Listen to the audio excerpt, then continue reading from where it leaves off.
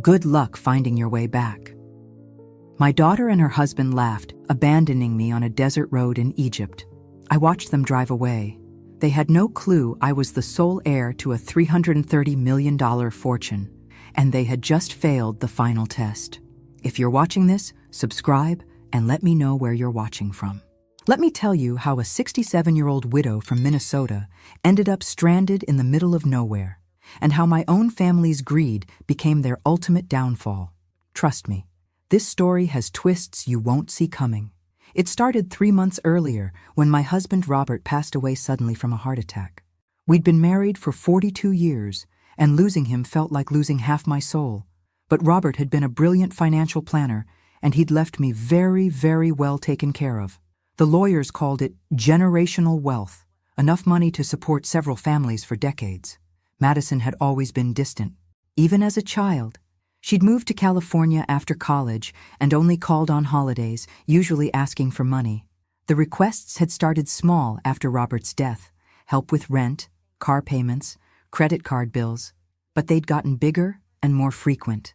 When she suddenly showed up at Robert's funeral with her new husband Tyler, claiming she wanted to reconnect and be there for Mom during this difficult time, I should have been suspicious, but grief makes you vulnerable to hope.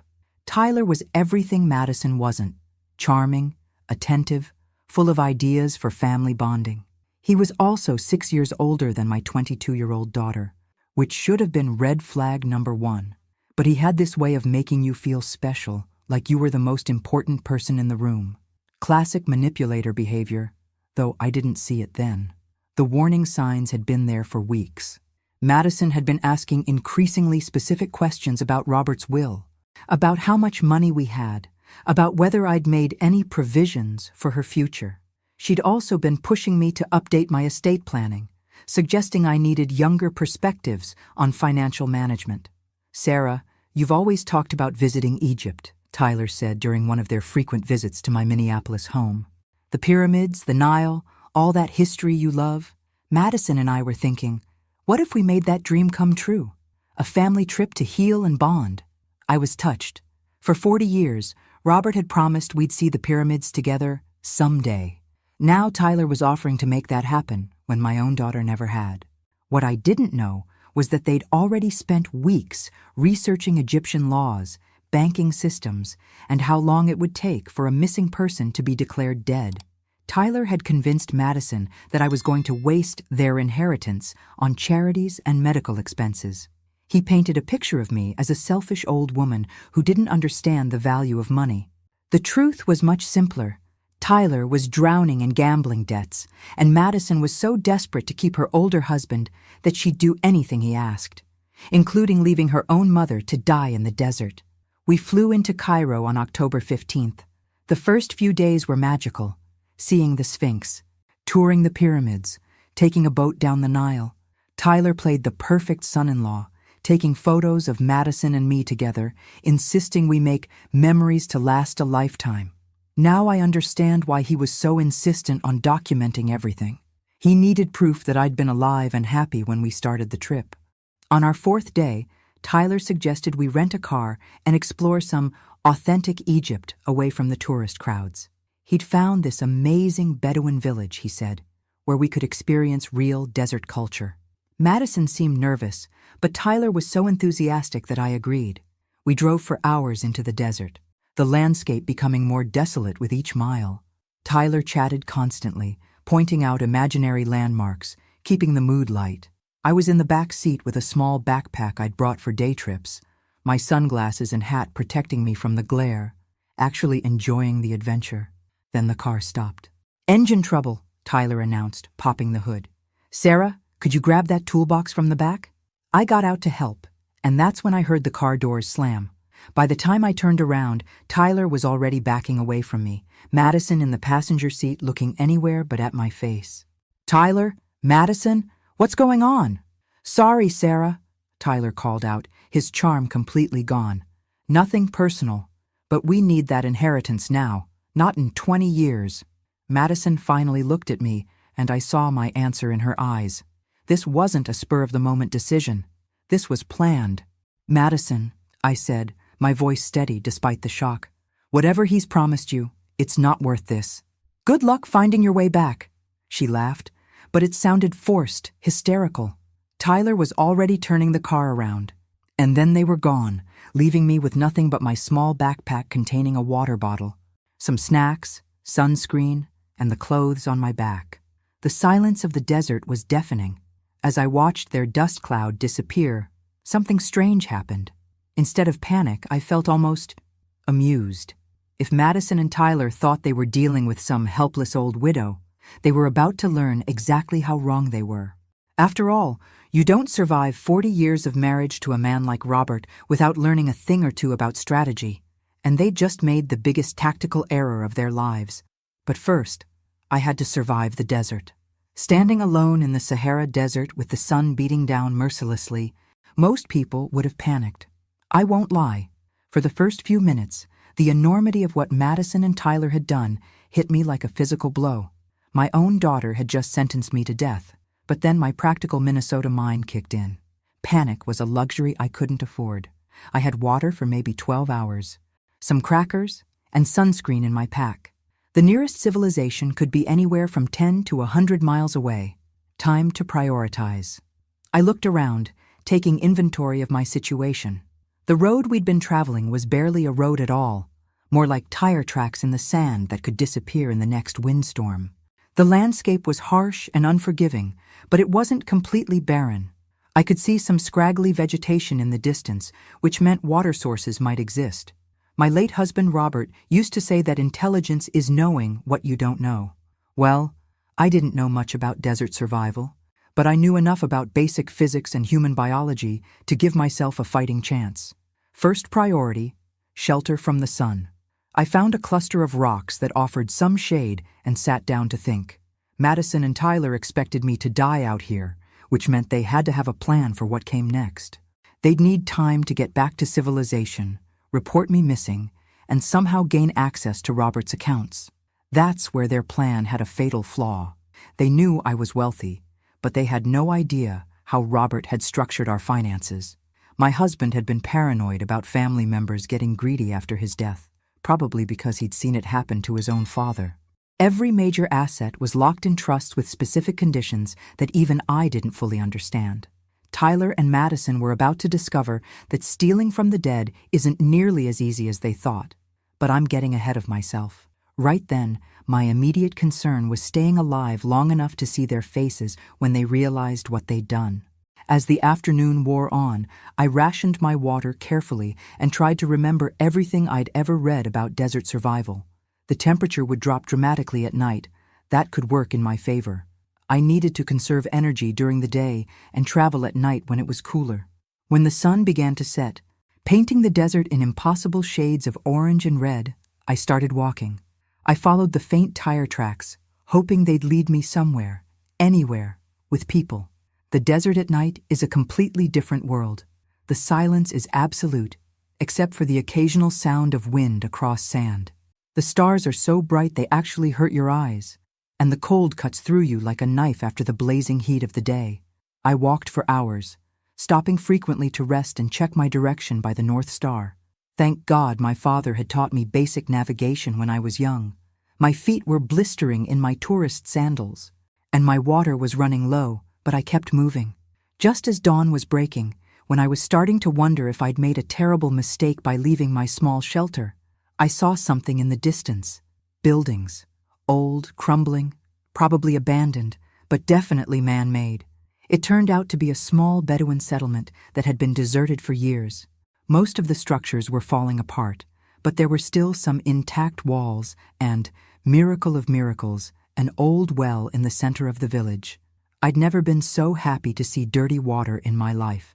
The well still had water, though it was brackish and tasted like minerals. I drank carefully, knowing that too much too fast could make me sick. Then I found the most sheltered building and collapsed into exhausted sleep. When I woke up, it was late afternoon, and someone was watching me. An elderly Bedouin man sat cross-legged near the doorway, his weathered face kind but curious. He spoke in Arabic, gesturing toward me with concern. I didn't understand the words, but his tone was clear. He was asking if I was all right. American, I said, pointing to myself. Lost. Family. I made a gesture indicating they'd left me. His expression darkened. He understood enough English to get the gist, and apparently, abandoning family members in the desert was just as appalling to him as it should be to anyone with basic human decency. Over the next day, this kind stranger, whose name sounded like Hakim, taught me basic desert survival. How to collect dew for drinking water using cloth, which plants were edible and which would kill you. How to navigate by the stars and read the subtle signs that indicated direction. He also gave me something I hadn't expected, confirmation that I was tougher than I'd ever imagined. At 67, I was learning skills that most people would consider impossible at my age. On the second morning, Hakim gestured toward the horizon and said something in Arabic, then pointed to himself and then to me. He was offering to guide me back to civilization, but as we prepared to leave the abandoned village, I made a decision that surprised even me. I asked him to wait while I did something important. Using a piece of charcoal from an old fire pit, I wrote a message on the wall of the most prominent building. Madison and Tyler left me here to die on October 18th, 2024. If you find this, and I don't survive, they murdered me for my inheritance. Sarah Catherine Walsh. Then I wrote it again in larger letters on a flat rock near the well. Call it insurance, call it evidence, but mostly call it the first step in what was going to be the most satisfying revenge of my life. As Hakim and I set off across the desert toward the main road, I found myself almost looking forward to what came next. Madison and Tyler thought they'd eliminated the only obstacle to their fortune. They had no idea they'd just awakened something far more dangerous than a helpless old widow. They'd awakened a woman with nothing left to lose and everything to prove. The truck that finally stopped for Hakim and me was driven by a European archaeologist named Dr. Andreas Meyer, who took one look at my condition and immediately radioed for medical assistance. 2 days in the desert had left me dehydrated, sunburned, and looking like I'd been through hell, which frankly I had. My God, what happened to you? Dr. Meyer asked as he helped me into his air-conditioned vehicle. The relief of cool air was so overwhelming, I nearly cried. My family left me in the desert, I said simply. There was no point in sugarcoating it.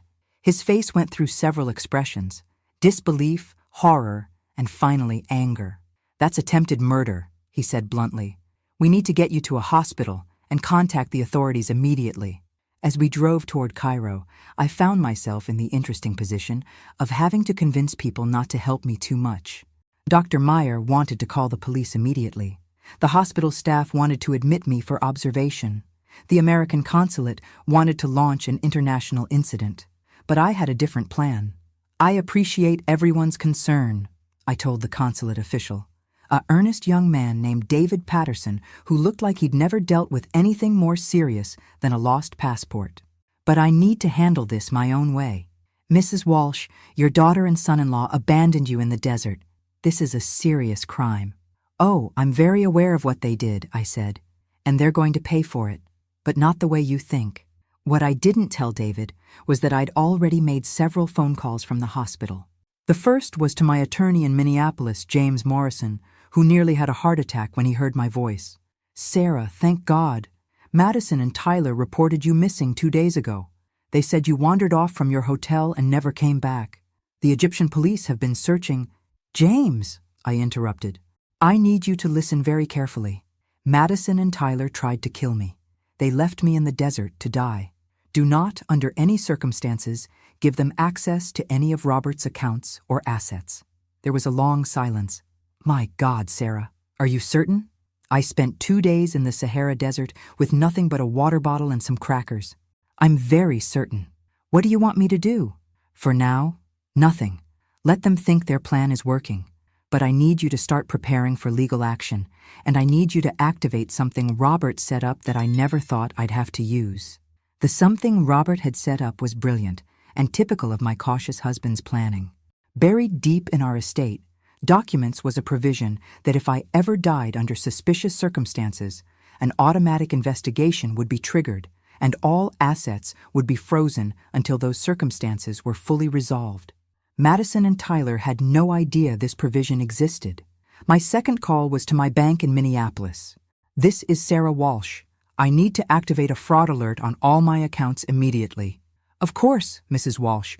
What type of fraudulent activity are you concerned about?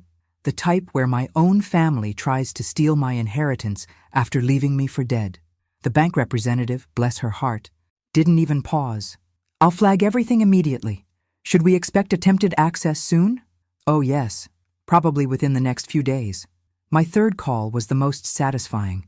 I dialed Madison's number and she answered on the first ring. Hello? Her voice was tense, worried. Hello? Sweetheart. The silence that followed was so long I thought the call had dropped.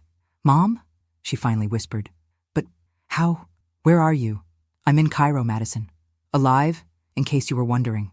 Though I suppose that's not what you were hoping to hear. Mom, I don't understand. We've been looking everywhere for you. You disappeared from the hotel and— Cut the act, I said, my voice harder than I'd ever heard it. I know exactly what you and Tyler did. The question is, what happens next?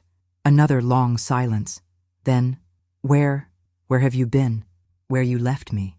In the desert. The difference is, I survived. I could hear Tyler in the background, asking frantic questions. Madison's voice was shaking when she spoke again. Mom, I think there's been some kind of misunderstanding. The only misunderstanding was mine, thinking you had any love or loyalty left for your family. But that's about to be corrected. What do you mean? I mean you and Tyler just made the biggest mistake of your lives. You thought you were killing a helpless old woman. Instead, you've awakened someone who has nothing left to lose and unlimited resources for revenge. The line went quiet, except for the sound of Madison's panicked breathing. Enjoy Cairo, sweetheart, I continued, but don't get too comfortable. You're about to learn that stealing from your family is much harder than you thought, especially when that family member is still alive to stop you. I hung up before she could respond. Dr. Meyer had been right about one thing. What Madison and Tyler had done was attempted murder. But legal prosecution would be quick and clean, over in a matter of months. What I had in mind was going to last much, much longer. Over the next 2 days, while I recovered in a luxury hotel in Cairo, paid for with a credit card that Madison and Tyler definitely couldn't access, I put the rest of my plan into motion. First, I hired a private investigator in Minneapolis to dig into Tyler's background. What I learned was fascinating. Tyler Morrison wasn't just a gold digger. He was a professional con artist with a history of targeting wealthy older women. My 22-year-old daughter wasn't his first victim, just his most recent. Second, I discovered that Tyler was in debt to some very unpleasant people in Las Vegas to the tune of $1.2 million. His plan to steal my inheritance wasn't just about greed. It was about survival. Third, and most importantly, I learned something about myself that I never knew.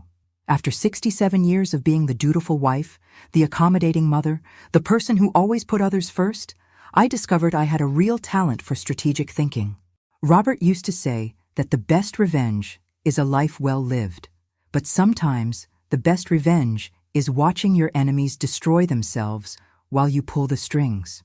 From my hotel room overlooking the Nile, I started making calls. By the time Madison and Tyler figured out what was happening, it would be too late.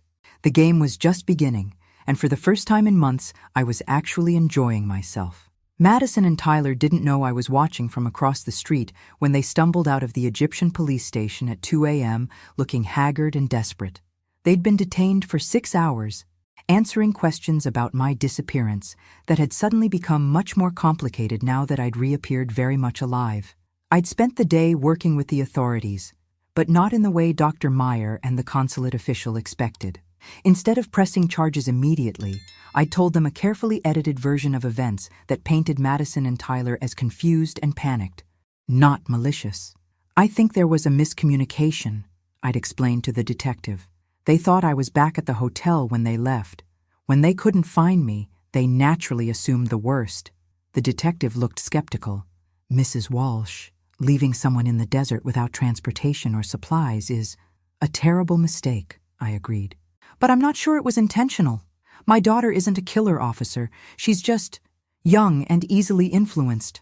What I didn't tell the detective was that I'd already gathered enough evidence to destroy them both through legal channels. But legal channels would be quick and impersonal. What I wanted was to watch them unravel slowly, completely and publicly. After they left the police station, I followed them back to their hotel. The look on Tyler's face as they walked through the lobby was pure panic. Whatever plan he'd had was falling apart, and he was starting to realize that abandoning me might have been the worst decision of his life. I gave them an hour to settle in, then knocked on their door. Tyler answered, and the color drained from his face when he saw me. "Sarah, Hello, Tyler. May I come in? We need to talk." Madison appeared behind him, her eyes red from crying. She looked like she'd aged 5 years in the past week. "Mom," she said, her voice barely a whisper, "I'm so sorry. I don't know what came over us. Tyler said you'd be fine, that someone would find you quickly, and You just decided to trust your husband over your mother," I said, settling into the room's only chair. "How did that work out for you?" Tyler was pacing like a caged animal. "Look, Sarah, I know how this looks, but..." "Sit down, Tyler." Something in my voice made him obey immediately. "I've had several interesting conversations over the past few days," I continued, "with my lawyer, my bank, some private investigators, and even some people in Las Vegas who've been looking for you." Tyler went very still. "Did you really think I wouldn't find out about the gambling debts? About the other women you've scammed? About the fact that you're facing serious criminal charges in Nevada that you've been avoiding for the past year?" Madison stared at her husband. "What gambling debts? What other women?" "Oh, he didn't tell you?" I asked with mock surprise. "Tyler owes $1.2 million to some very unpleasant people who don't accept payment plans. He needed my inheritance not just for greed, but because his kneecaps depend on it." The look of betrayal on Madison's face was almost worth the 2 days in the desert. Almost. "That's not..." "Tyler, tell her that's not true." Tyler couldn't meet her eyes. "And the other women," I continued, enjoying myself now. "Let's see. There was Mrs. Henderson in Phoenix, $400,000, Mrs. Chen in San Diego, $200,000, and my personal favorite, Mrs. Blackwood in Seattle, who Tyler married and divorced in the same year, walking away with half her assets." Madison sank onto the bed, staring at Tyler like she'd never seen him before. "You've been married before?" "Technically, he's still married to Mrs. Blackwood," I said, "which means his marriage to you isn't legal. But don't worry, sweetheart, because that's the least of your problems." Tyler finally found his voice. "What do you want?" "Sarah? What do I want?" I laughed, and it wasn't a pleasant sound. "I want to watch you both face the consequences of your actions. I want Madison to understand what happens when you try to murder your own mother for money. And I want you, Tyler, to experience what it feels like when someone more powerful than you decides to destroy your life." "We didn't try to murder you," Madison protested weakly. "You left me in the desert with minimal water, no transportation, and no way to call for help. What exactly did you think would happen?" The silence stretched between us. "Here's what's going to happen," I said, standing up. "Tomorrow morning you're both going to the American Embassy where you're going to confess exactly what you did. Madison, you're going to call every single person you've told lies to about my disappearance, and you're going to correct the record." "And if we don't?" Tyler asked. I smiled at him, and I could see him flinch at whatever he saw in my expression. "If you don't, those men from Las Vegas are going to get a very interesting phone call about where you've been hiding. My bank is going to press charges for attempted fraud. The Egyptian authorities are going to learn that you're a fugitive from American justice, and the private investigator I hired is going to release a very detailed report about your criminal history to every major newspaper in Minneapolis." Tyler was sweating now. "You can't do that. Watch me." I pulled out my phone and showed them a photo I'd taken that morning. It was the message I'd written on the wall of the abandoned Bedouin village, clear evidence of what they'd done. "This little note is now in the hands of the Egyptian police, the American consulate, and my attorney. It's what's called evidence of premeditated murder. I also left GPS coordinates so the authorities can verify exactly where you abandoned me." Madison was crying again. "Mom, please. I know we made a terrible mistake, but..." "This wasn't a mistake, Madison. This was attempted murder motivated by greed. And the only reason you're sorry is because you got caught." I walked to the door, then turned back. "You have until tomorrow morning to decide what kind of consequences you want to face. The easy ones or the hard ones, but either way, you're going to face them." As I left their hotel room, I could hear Madison screaming at Tyler. demanding to know what else he'd lied about. The sound was music to my ears. The next morning, I treated myself to breakfast on the hotel terrace overlooking the Nile. The sun was shining, the coffee was excellent, and somewhere across the city, two people who'd tried to kill me were discovering exactly how much power a determined woman with unlimited resources could wield. Madison had called me 3 times already. I wasn't answering. Tyler had called once. I'd answered that one just to hang up on him. By noon, they'd be at the embassy, confessing everything. By evening, they'd be on a plane back to Minneapolis, where a very different kind of justice would be waiting. But the best part? They still had no idea what I had planned for them when we got home. The beautiful thing about having real money, the kind of generational wealth that Tyler and Madison had tried to steal, is that you can afford to be patient. You can hire the best people, wait for the perfect moment, and strike with precision that leaves your enemies completely destroyed. 3 weeks after returning from Egypt, I was sitting in the office of Harrison and Associates, Minneapolis's most prestigious private investigation firm. The manila folder in front of me contained enough information to end Tyler's life as he knew it, and seriously damage Madison's as well. "Mrs. Walsh," Harrison said, leaning back in his leather chair, "I have to admit, this is the most comprehensive revenge operation I've ever been hired to execute." "I prefer to think of it as justice," I replied, sipping my coffee. "What's our timeline?" Harrison opened his laptop. "Tyler's creditors in Las Vegas received an anonymous tip about his location yesterday. They'll be in Minneapolis by Friday. His illegal marriage status has been reported to the appropriate authorities. Bigamy charges will be filed Monday morning. And his probation officer in Nevada, who apparently had no idea where he'd been for the past year, is very interested in having a conversation with him. And Madison? The IRS received some very interesting information about unreported income and tax evasion. Apparently Tyler's been using her Social Security number for some creative financial arrangements. She's looking at serious federal charges." I nodded, feeling a satisfaction I hadn't expected. 3 weeks ago, I would have felt guilty about destroying my own daughter's life. Now, after surviving in the desert and discovering exactly what my 22-year-old daughter was capable of, I felt nothing but cold determination. "There's more," Harrison continued. "We traced Tyler's pattern back 7 years. 12 different women, combined losses of over $3.8 million. The FBI is very interested in what we've uncovered. When will they arrest him? Soon. But here's where it gets interesting. Tyler doesn't know about any of this yet. According to our surveillance, he and Madison are still trying to figure out how to access your accounts legally." That made me laugh. "They're still trying to steal from me? Apparently your son-in-law isn't very good at learning from his mistakes." What Tyler and Madison didn't know was that I'd been 3 steps ahead of them since the moment I walked out of that desert. While they'd been panicking and making desperate phone calls, I'd been systematically dismantling their lives with the precision of a master chess player. The first move had been financial. Within hours of my return to Minneapolis, every account Robert had set up was locked down tighter than Fort Knox. Tyler's attempts to access anything had been monitored and recorded, providing perfect evidence of his criminal intent. The second move had been legal. My attorney James Morrison had filed papers that not only protected my assets, but also initiated civil suits against both Tyler and Madison for attempted murder, fraud, and elder abuse. The criminal charges would come later, after we'd gathered enough evidence to ensure convictions. The third move had been personal. I'd hired a public relations firm to prepare a very carefully crafted media campaign.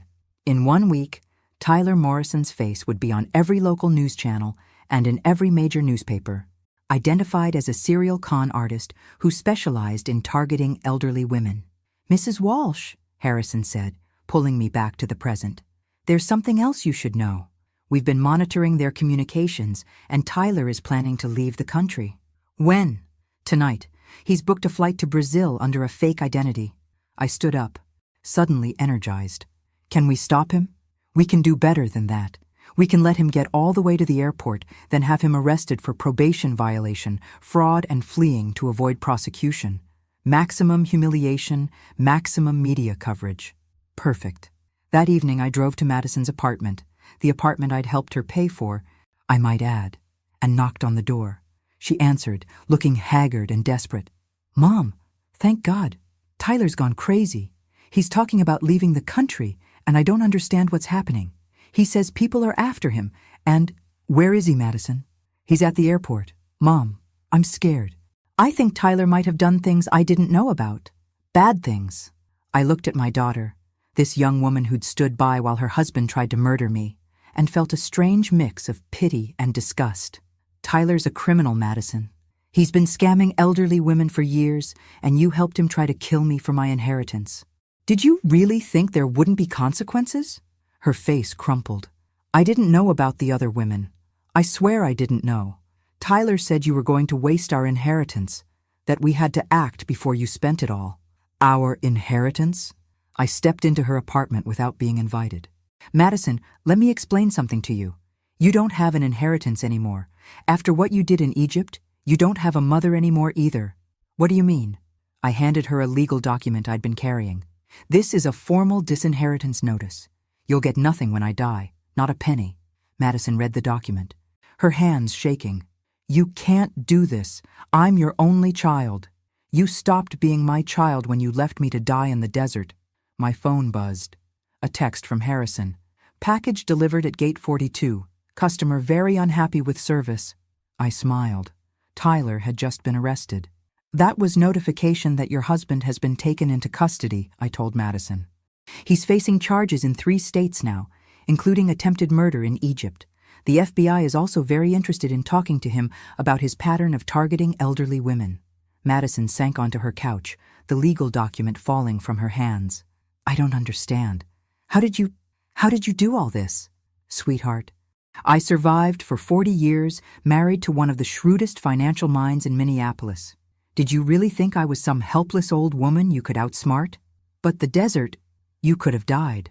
I could have. I almost did. And if I had, you and Tyler would have been millionaires. That was your plan, wasn't it? Madison was crying now, great heaving sobs that shook her entire body. I'm sorry.